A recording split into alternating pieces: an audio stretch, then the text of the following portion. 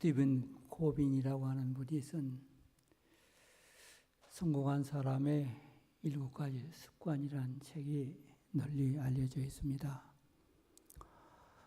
여러분 중에는 아마 읽어보신 분도 계시고 또 목사님들의 설교 중에 이 책의 내용을 아시는 분도 계시리라고 생각이 듭니다. 성공한 사람은 적어도 7가지의 공통점이 있다라고 말합니다. 그 첫 번째가 주도적인 성격이라고 설명합니다. 주도성. 두 번째가 목표를 활용하고 목표를 세우고 사는 사람. 세 번째가 소중한 것부터 먼저 하는 것. 네 번째가 상호 이익을 추구하는 습관. 다섯 번째가 대화할 때 항상 듣는 습관을 가진 사람. 여섯 번째가 창조적인 협력의 원칙을 사용하는 사람. 마지막 7번째가 심신을 단련하는 사람이라고 했습니다. 이 7가지 중에서 가장 중요한 것은 주도성이라고 강조하고 있습니다. 그렇습니다. 성공은 주도성에 있습니다. 여기서 말하는 주도성이란 어떤 지위나 권세나 권위를 가지고 앞장서서 나를 따라오라, 그리고 복종하고 가르치는 그런 주도성을 의미하지는 않습니다. 어떤 의미에서는 그거하고는 정반대이기도 합니다.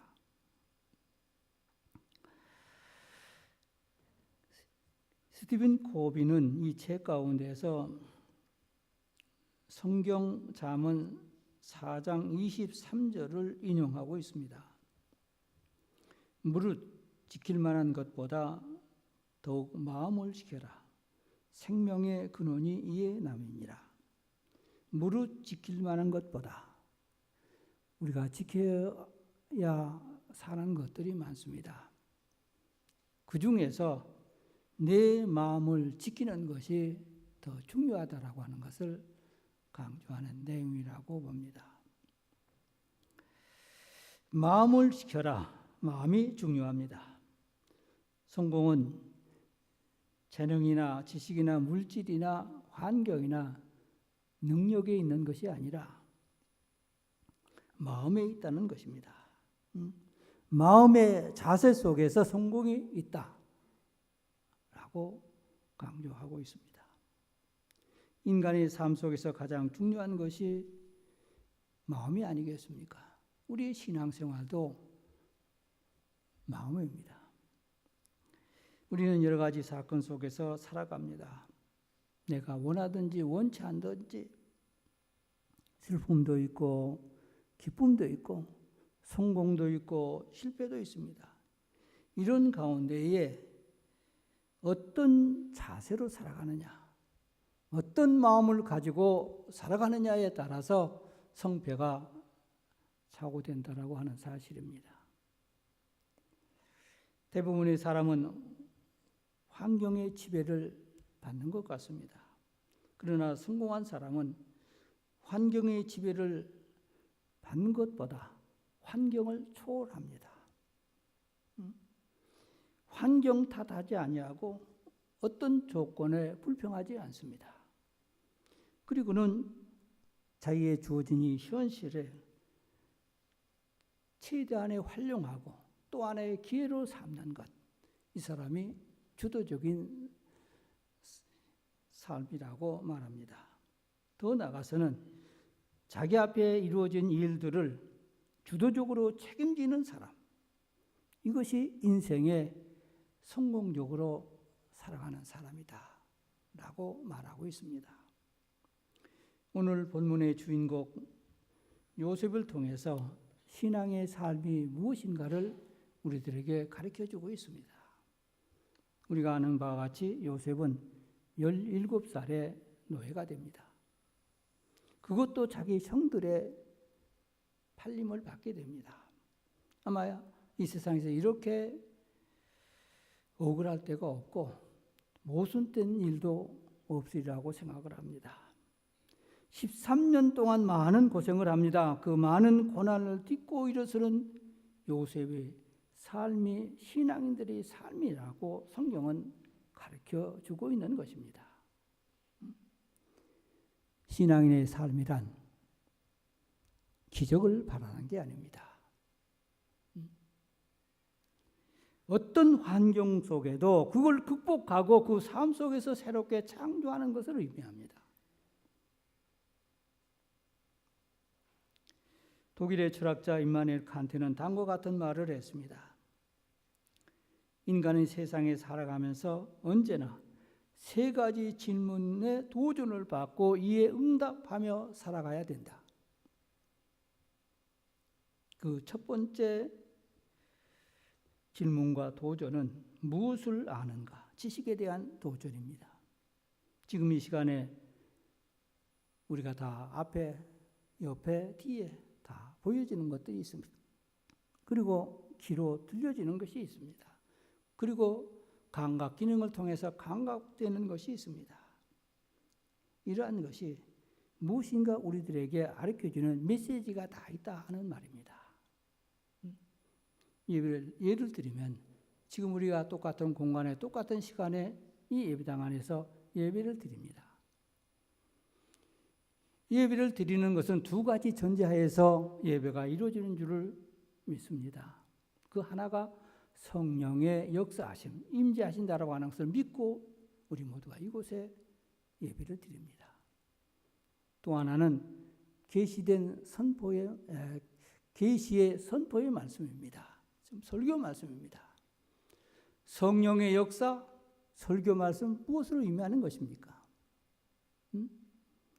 우리들에게 무엇인가를 가르쳐주고 있다라고 하는 것을 의미하는 게 아니겠습니까? 우리가 알아야 될 것을 깨닫게 하시고 그 진리를 가르쳐주는 것. 그런데 알아야 될 것은 알지 못하고 알지 말아야 될 것을 알 때 여기에 운명이 달라지고 결정되는 것입니다. 지금 이 예배 시간에도 여기에는 선이 있고 악이 있고 성령의 역사가 있고 마귀의 역사가 함께 공존하고 있다고 하는 것은 우리가 다 아는 사실 아니겠습니까? 두 번째 질문과 도전입니다. 무엇을 하는가의 행동, 즉 액션을 말합니다. 이제 말씀드린 대로 보여지는 것, 들려지는 것, 내 앞에 일어나는 모든 사건들, 여기에 대한 반응입니다. 어떻게 행동했느냐? 어떻게 내가 액션을 취하느냐? 여기도 반드시 해야 될 행동이 있고 하지 말아야 될 행동이 있다 하는 것입니다. 여기에 따라서 그의 운명이 결정된다 그 말입니다. 세 번째 질문과 도전입니다. 무엇을 소망하느냐? 미래에 대한 문제입니다. 내 앞에 보여지고 일어나는 모든 사건을 통해서 또 모든 일들이 항상 있습니다. 어떻게 보느냐? 어떻게 보여지느냐? 부정적으로 보느냐? 긍정적으로 보느냐? 소망적으로 보느냐? 절망적으로 보느냐? 여기에 따라서 그의 인생이 달라진다 그 말입니다. 여러분, 참혹한 전쟁 중에도 꼭 절망스럽고 그리고 실망하는 것만 아닙니다.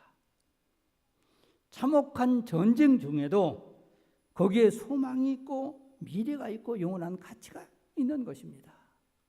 이것을 볼 수 있는 눈, 그 사람이 앞으로의 미래가 결정되는 것이 아니겠습니까?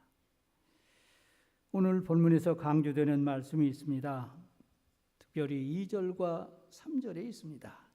여호와께서 요셉과 함께 하심으로, 이 함께 한다라고 하는 말씀. 3절에도 그 주인이 여호와께 요셉과 함께 하심을 보았다. 이 함께 한다라고 하는 데에 강조점이 있지 않습니까? 우리 믿는 성도들은 이 함께 한다라고 하는 데에 초점을 맞춰야 됩니다. 그렇지 않습니까? 성경의 역사가 하나님께서 믿는 자들과 함께하는 역사의 기록이 아니겠습니까? 아브라함에게 함께하시고 이삭에게 함께하시고 모세에게 함께하시고 이스라엘 민족에게 함께하시고 12 제자에게 함께하시고 사도 바울에게 함께하신 기록이 바로 성경 아니겠습니까? 하나님께서 함께하신다라고 하는 이 약속은 불변의 약속입니다. 절대로 변하지 않는 약속이라고 하는 것을 구약과 신약을 통해서 어디든지 다 나타나고 있습니다. 그런데 여기에서 우리가 생각해야 될 점이 있습니다. 하나님께서 함께 하신다라고 하는 뜻은 하나님께서 나를 인도하신다라고 하는 뜻이기도 합니다. 하나님의 인도하심, 선한 길로만 인도하는 것은 아닌 것 같습니다. 또 하나님의 인도하심, 편안한 길로 인도하시는 것은 아닌 것 같습니다. 특별히 내 원대로, 내가 기도하는 대로, 내 뜻대로 하나님께서 인도하시는 것은 아닌 것 같습니다. 하나님의 인도하심은 반드시 하나님의 뜻에 의해서 우리를 인도하고 계시다라고 하는 것을 이걸 잊지 말아야 됩니다. 성경은 분명히 이걸 증거하고 있습니다. 오늘 본문의 요셉을 보세요. 요셉은 노예입니다. 요셉은 노예가 되기를 원치 않았습니다. 누가 노예를 된다라고 원했겠습니까? 노예 되기를 위해서 기도하는 사람이 어디 있겠습니까? 그러나 하나님은 요셉을 노예로 인도했습니다. 성경을 읽어보면 하나님께서 인도하신 것이 아니겠습니까? 이 사실을 요셉은 믿음으로 수용했고 살았습니다. 이것이 신앙인의 삶인 것입니다. 오래전에 제가 아는 교장 선생님이 계신데 이 교장 선생님이 학교에서 예수 믿는 선생님들을 조금 유심히 보게 되었다고 합니다. 그 이유인즉 주변에서 자기에게 교회 나와라, 예수를 믿어라 라고 하는 전도를 생각 외로 많이 받았기 때문이라고 합니다. 그런데 믿는 선생님 한 분이 개인적으로 견딜 수 없는 참혹한 큰 어려움을 당하게 된 것입니다. 이 선생님을 가만히 지켜보니까 묵묵히 그걸 견디고 나가더라고 하는 것입니다.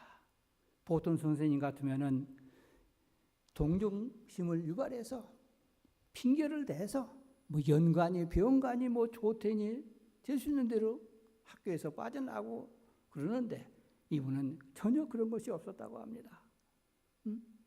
전에나 현재나 동일하게 성실하게 근무하는 것을 보았습니다. 그래서 교장 선생님이 이 선생님에게 물었습니다. 그 큰 어려움을 받고도 이렇게 묵묵히 잘 견디는 것이 무엇입니까? 그래서 위로감에서 말을 했습니다. 그랬더니 이 선생님의 대답이 이렇습니다. 나에게 주어진 길인데요. 우리 믿는 성도들의 신앙 고백으로는 나에게 주어진 십자가라고 하는 것이 아니겠습니까?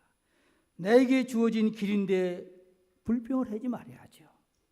나에게 주어진 길이기 때문에 십자가 때문에 내가 완전히 수용하고 받아들여야 되지 않겠습니까?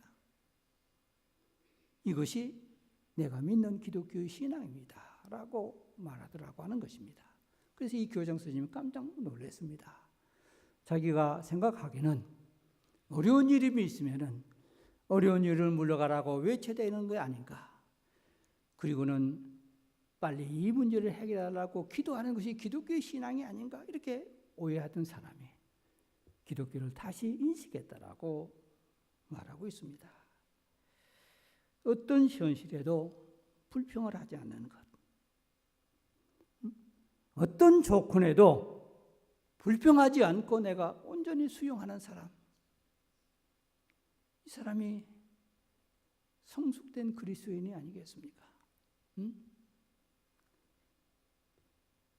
그 삶 속에서 하나님의 뜻을 찾고 그 뜻대로 이해해 나가는 것, 이것이 우리 그리스도인의 모습입니다.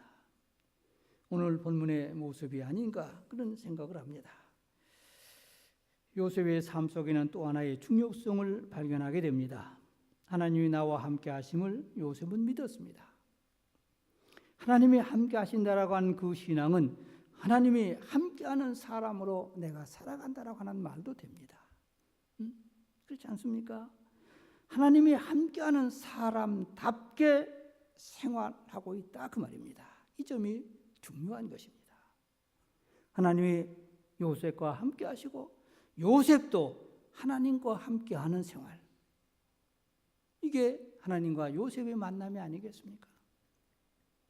여기에 믿음의 역사가 있는 것입니다. 하나님의 능력이 있는 것입니다. 그러므로 오늘 말씀 보면은 함께 하심으로 형통한 자가 되어 형통하게 하는 것을 보았다라고 그랬습니다. 요셉이 하는 일마다 모든 것이 다 성공적으로 이루어졌다라고 하는 말이 아니겠습니까?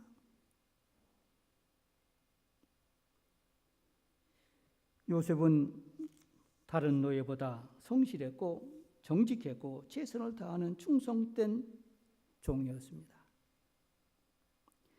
가식이나 눈가림만 하지 않았습니다. 그런 것을 하지 않았습니다. 기쁨으로 자발적으로 자유롭게 최선을 다하는 우등생 노예다라고 저는 그렇게 부르고 싶습니다. 노예 중에서 우등생 1등 노예가 된 것입니다. 여러분, 우리의 삶 속에서 삶의 1등이 되겠다라고 그렇게 생각해 본 적은 없으십니까? 지식으로나 재능으로나 재물로나 우등생이 되기는 그렇게 쉽지는 아니한 것 같습니다. 그건 못 되더라도 삶의 우등생은 누구나 될 수 있지 않겠습니까? 그리스도인들은 바로 여기에 있어야 됩니다. 그러므로 요셉은 과거에 얽매이지 않는 생활이었다. 노예가 되어서도 과거의 아버지의 사랑의 응석을 부리던 그 생각에 머물렀다 할 것 같으면 절대로 노예는 현실을 직시할 수가 없었을 것입니다. 또한 형들에 대한 증오심, 복수심으로 가득 차 있어 할 것 같으면 절대로 미래지향적인 삶을 살아갈 수가 없습니다. 과거를 잊고 과거를 떠났기 때문에 현실을 직시할 수 있고 미래를 바라볼 수 있는 눈을 뜨게 되는 것이 아니겠습니까? 원래 노예는 미래가 없습니다. 노예로서 일생을 바치고 죽어야 하기 때문입니다. 그러나 요셉은 미래를 암담하게 보지 않았습니다. 여러분, 하나님께서 인간에게 주어진 기능 중에 가장 중요한 기능이 뭐라고 생각하십니까? 이성이라고 하는 기능이 가장 중요한 것 같습니다. 이 이성은 판단력 또는 추리력, 이걸 가지게 합니다. 선과 악, 옳은 것과 그런 것을 판단하게 합니다. 또한 이성은 미래를 추구하는, 그리고 추리하기도 합니다. 이렇게 되면 저렇게 되고 내일이면 어떻게 된다라고 하는 생각을 갖게 합니다. 미래에 대해서 예측하는 기능이 바로 이성에게 있다 그 말입니다. 그런데 말입니다, 이 이성이 병들고 타락하고 악마의 손에 있을 때는 문제가 달라지더라 그 말입니다. 무엇을 보든지 무슨 일을 당하든지 항상 부정적으로만 보여지더라 그 말입니다. 예를 들어 말씀드릴까요? 공부를 안 하는 학생에게 너 왜 공부를 안 하느냐, 열심히 안 하느냐 물으면 무슨 대답을 들을 것 같습니까? 제 생각에는 아마 이런 대답을 하는 것 같습니다. 공부를 하나만 합니다. 공부를 해봤자 소용없다 그 말입니다. 그러니까 공부를 안 하는 학생이 공부를 안 하는 것 자체가 벌써 마음의 생각이 병든 것 아니겠습니까? 너 왜 진실하지 못하느냐 말하면은 뭐라고 대답할 것 같습니까? 진실해봤자 소용없더라. 그 대답을 하지 않겠습니까? 이미 병들었기 때문에요. 바로 여기에 인생의 운명이 결정되는 것입니다. 그러나 요셉은 소망과 미래를 포기 아니했습니다. 본문을 보고 요셉의 역사를 보면 그렇습니다. 왜요? 하나님의 살아계신 것을 믿었기 때문에. 믿는 데서 끝난 것이 아니라 하나님의 살아계신 것을 발견하고 경험하고 그런 충성된 하나님의 종으로 살았기 때문입니다. 요셉은 도덕적으로도 흠잡을 수 없는 노예라고 말할 수 있습니다. 옛날 노예란 도덕인 윤리가 필요가 없습니다. 왜요? 주인이 가라면 가고 오라면 오고 죽으라면 죽어야 하는 것이 노예입니다. 특별히 노예를 생각해 보세요. 노예는 노예의 자기 의지가 없습니다. 의지대로 살아갈 수가 없습니다. 주인의 의지에 따라서 움직여야 하는 것이 노예가 아니겠습니까? 이러한 노예에게 무슨 정직이니 진실이니 정조가 필요합니까? 그러나 요셉은 노예된 신분으로서 자기의 정조와 정직을 지키고 하나님에 대한 믿음을 지켰습니다. 창세기 39장 9절 하반절에 보면 이렇게 기록되어 있습니다. 여러분들이 다 아시는 내용입니다. 그런즉 내가 어찌 이 큰 악을 행하여 하나님께 죄를 지리까? 그리고는 밖으로 뛰쳐나갔습니다. 여러분, 요셉의 신앙적 삶이란 무엇을 의미하는 것입니까? 억울한 노예, 고통스러운 삶을 살았지만은 지금 이곳에 내가 지금 하고 있는 이 일에 하나님께서 나를 보내주셨다라고 하는 소명의식이 투철했습니다. 그리고 사명감으로 일했습니다. 주인한테 충성하는 것이 하나님께 충성하는 것으로 동일시했다 그 말입니다. 여러분 가정에서 일을 하고 직장에서 충성하고 사회에서 여러 가지 일을 하지만은 그 일들이 하나님의 일에 내가 동일시한다라고 그렇게 말할 수 있는 분은 훌륭한 분입니다. 정말 신앙생활 잘 하시는 분이라고 저는 그렇게 말씀을 드립니다.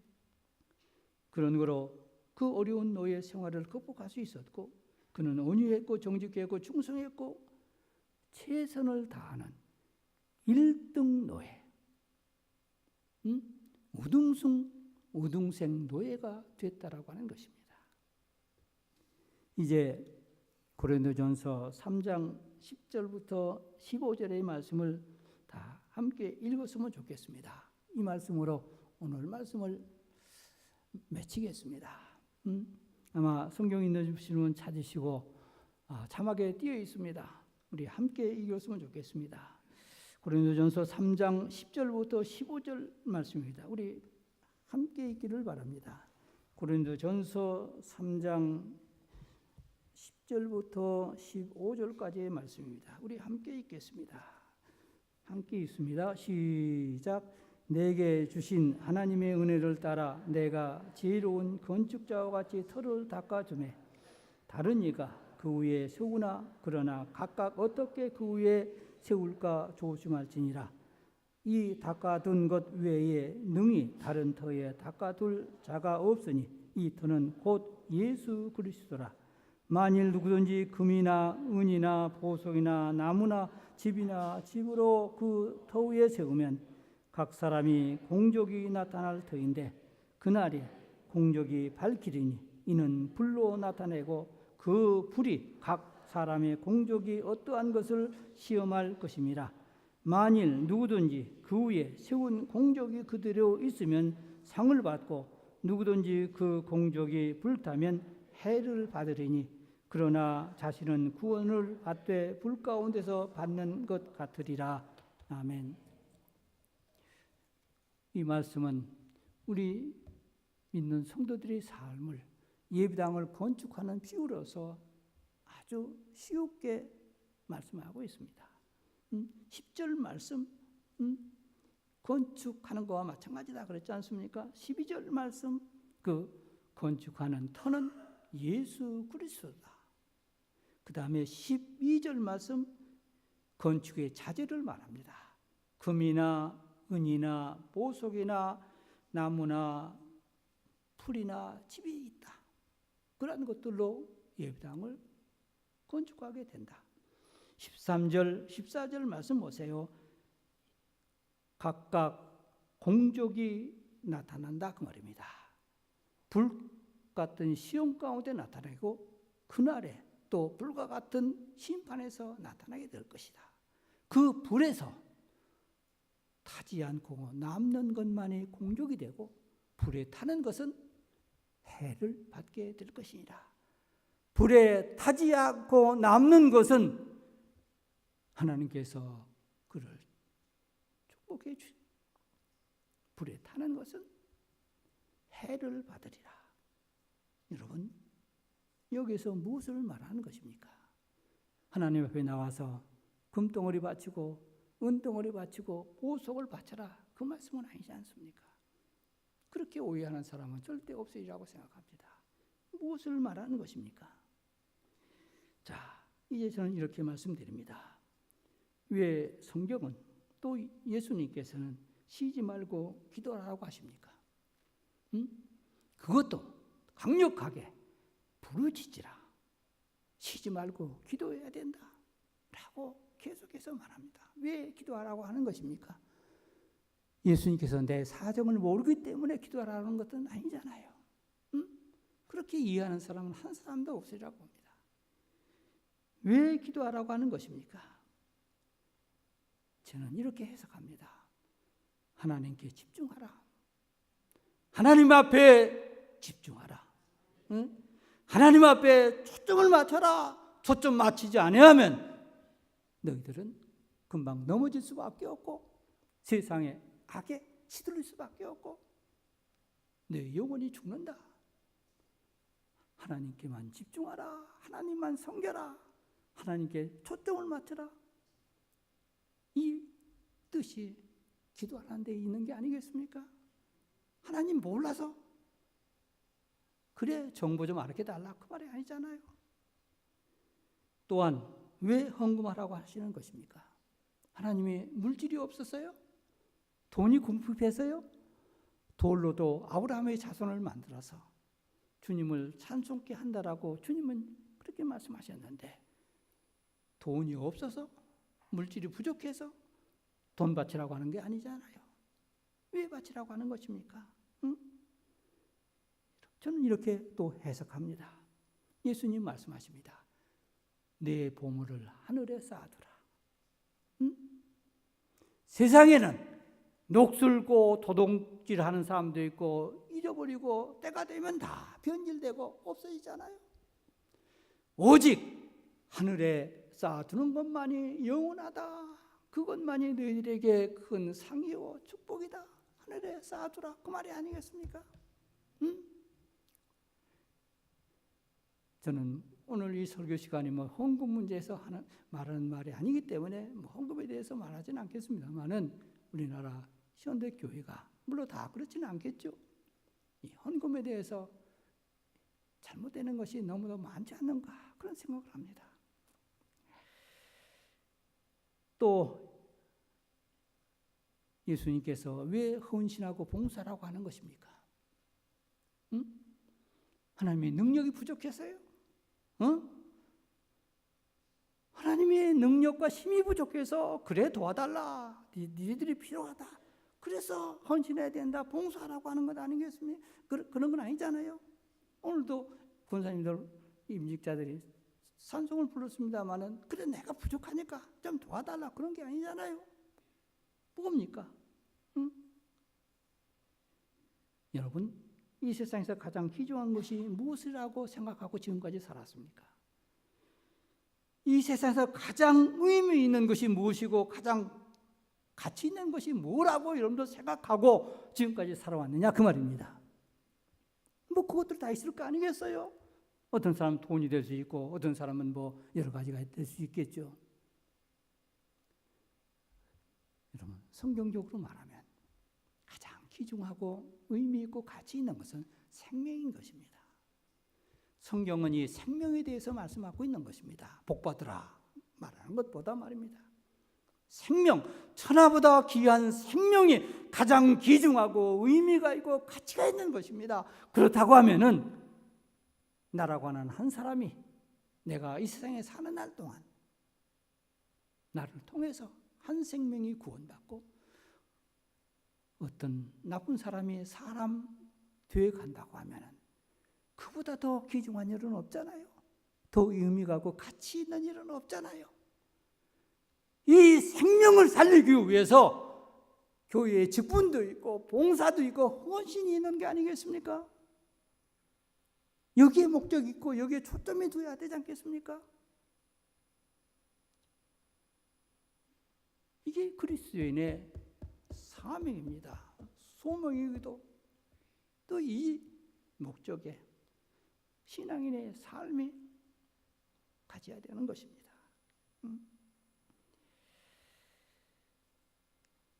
여러분 죄송합니다마는 오늘 군사 임직자들을 보고 제가 이 말씀이 말하게 됩니다. 뭐 그런 분은 한 분도 안 계시고요.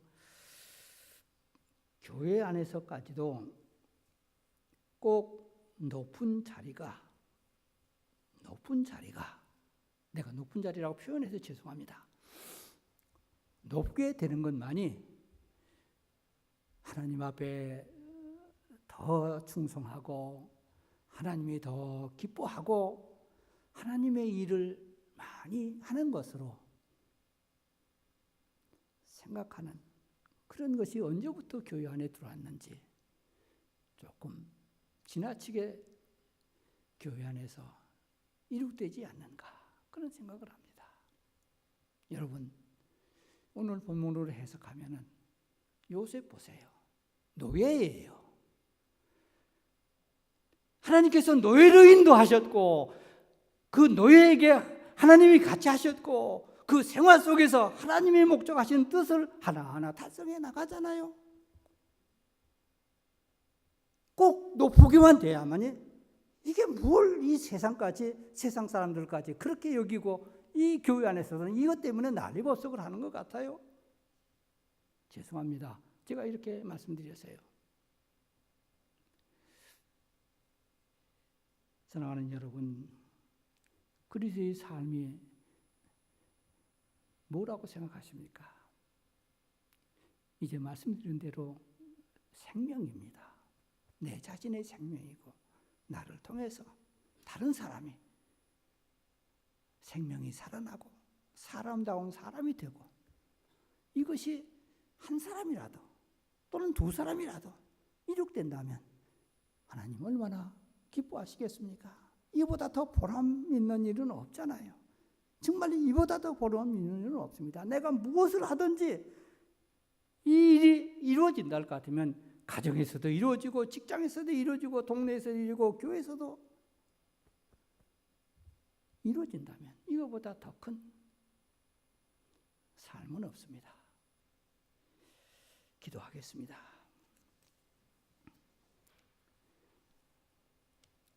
하나님의 역사와 섭리 속에서 저희들이 있음을 고백합니다.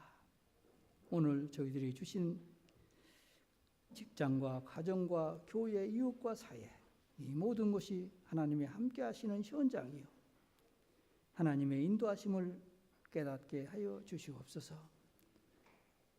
어떤 일이 내 앞에 있을지라도 절대로 불평하지 않고 그대로 수용하여 하나님의 뜻을 발견하고 그 뜻을 통해서 성취해 나갈 수 있게 하여 주시옵소서. 그러므로 이 험악한 세상에서 승리한 삶을 살아갈 수 있도록 축복하여 주시옵소서. 예수님의 이름으로 기도드리옵나이다.